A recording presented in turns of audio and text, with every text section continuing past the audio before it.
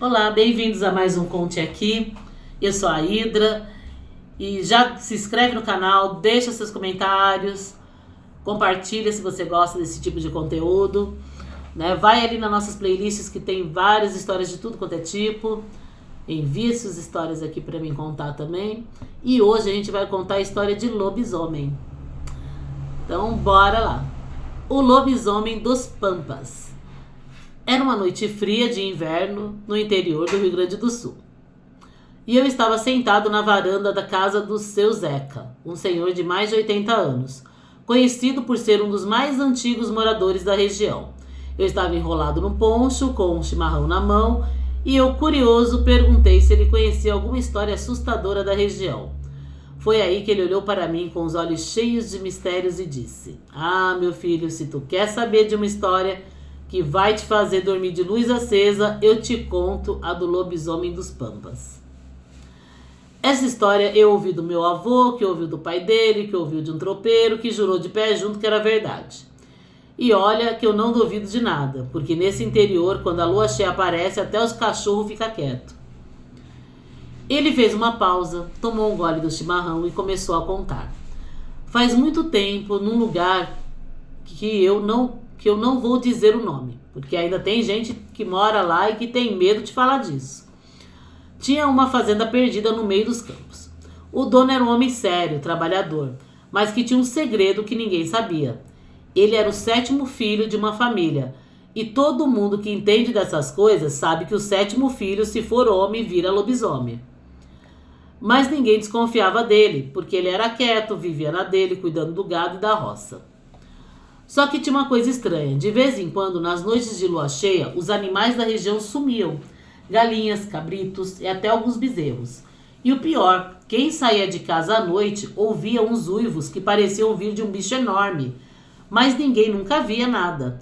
Só encontravam rastros de patas grandes, como se fossem de um lobo, mas muito maiores. "E aí, seu Zeca, como que descobriram que era ele?" Eu perguntei, já completamente envolvido na história. "Ah, meu filho, foi uma coisa de arrepiar. Teve uma noite que um grupo de peões resolveram fazer uma vigia, porque estavam cansados de perder seus animais. Eles se esconderam num galpão com foices e facões, esperando o tal bicho aparecer. E apareceu sim. Mas não era um lobo comum. Era um bicho enorme, de pelo escuro, com os olhos brilhando no escuro e com a cara que parecia meio homem, meio fera. Os peões ficaram paralisados de medo, mas um deles, mais corajoso, gritou: 'É o lobisomem, é o lobisomem.' O bicho correu para longe, mas um dos peões jurou que viu ele se transformar ali mesmo num homem. E adivinha quem era? O dono da fazenda. No dia seguinte, ele apareceu como se nada tivesse acontecido, mas todo mundo já sabia a verdade. Ele nunca mais foi o mesmo, e dizem que nas noites de lua cheia, ele trancava a porta do quarto e ninguém o via até amanhecer." "E o que aconteceu com ele, seu Zeca?" "Ah, meu filho, essa é a parte mais triste. Dizem que ele acabou sumindo uma noite e nunca mais ninguém viu ele.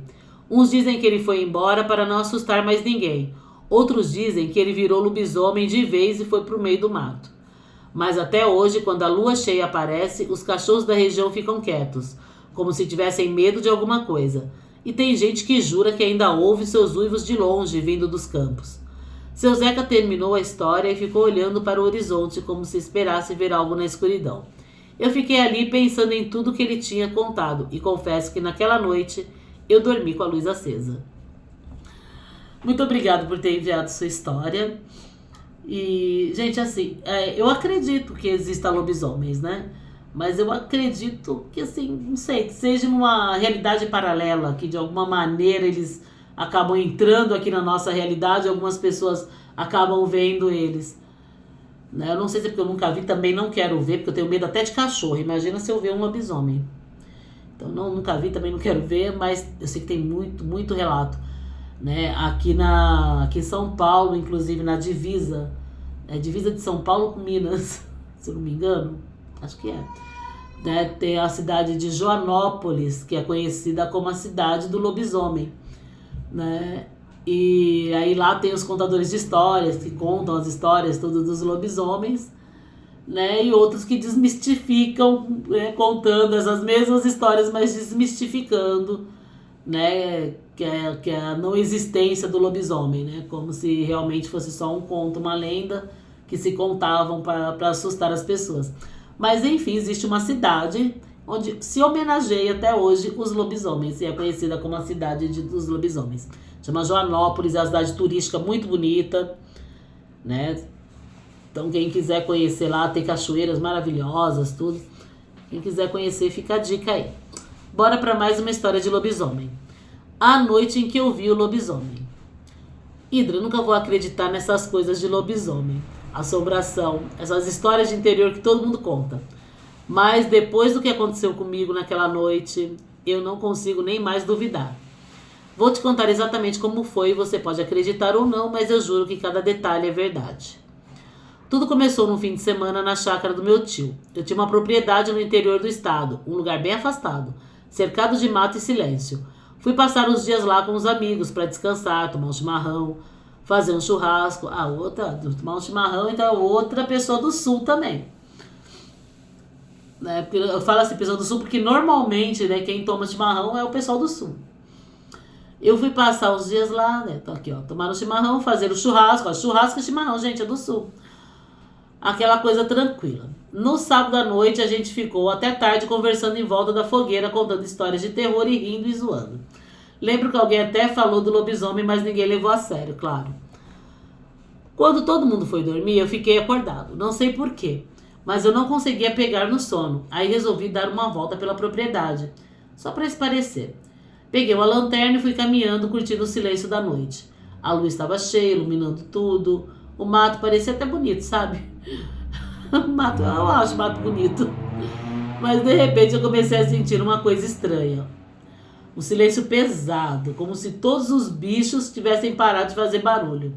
Até o vento parecia que tinha parado. E foi aí que eu ouvi um som baixo, quase um rosnado vindo de trás das árvores. Eu parei, apontando a lanterna na direção do barulho, mas não vi nada. Aí veio de novo, só que mais perto. Meu coração acelerou e eu comecei a sentir aquele frio na espinha. Pensei, algum cachorro perdido. Ou talvez um javali. O javali numa fazenda eu acho que ia ser meio mais difícil, né, gente? Não, numa fazenda, no sítio, enfim, onde ele tava ali. Nem sei se tem javali no Brasil. Mas, Hidra, o que eu vi não era nenhum bicho normal. De repente ele apareceu. Era enorme, do tamanho de um homem, mas coberto de um pelo escuro com os olhos que brilhavam como duas brasas. A boca dele era cheia de dentes afiados e ele estava parado ali, olhando para mim, como se estivesse decidindo o que fazer. Eu congelei. Não conseguia me mexer, não conseguia gritar, só ficava olhando para aquela coisa pensando, isso não pode ser real. O bicho começou a andar na minha direção devagar, como se estivesse me provocando. Eu senti o cheiro dele, um misto de sangue e mato podre. Ele estava tão perto que eu conseguia ver os músculos se movendo debaixo do pelo. E aí, do nada, ele parou, levantou a cabeça e soltou um uivo. Menina, foi o som mais assustador que eu já ouvi na minha vida. Parecia que vinha do fundo do inferno. Foi aí que eu consegui reagir. Virei e saí correndo, como se a minha vida dependesse disso, e acho que dependia. Eu não olhei para trás, não parei para pensar, só corri, com o coração batendo tão forte que eu achava que ia explodir. Quando cheguei na casa, entrei de qualquer jeito, quase derrubando a porta.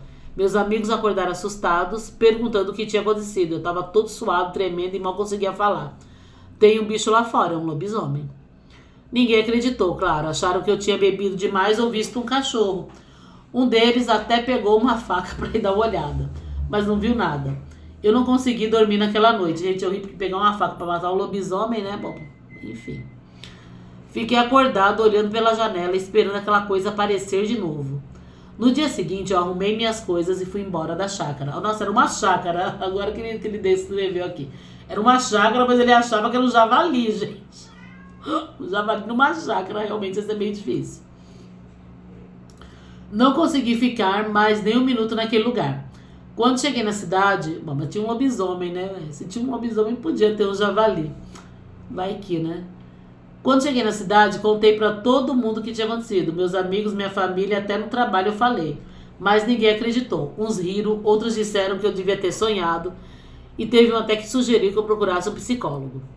Hidra, eu sei que o que eu vi não foi sonho, não foi imaginação, foi real.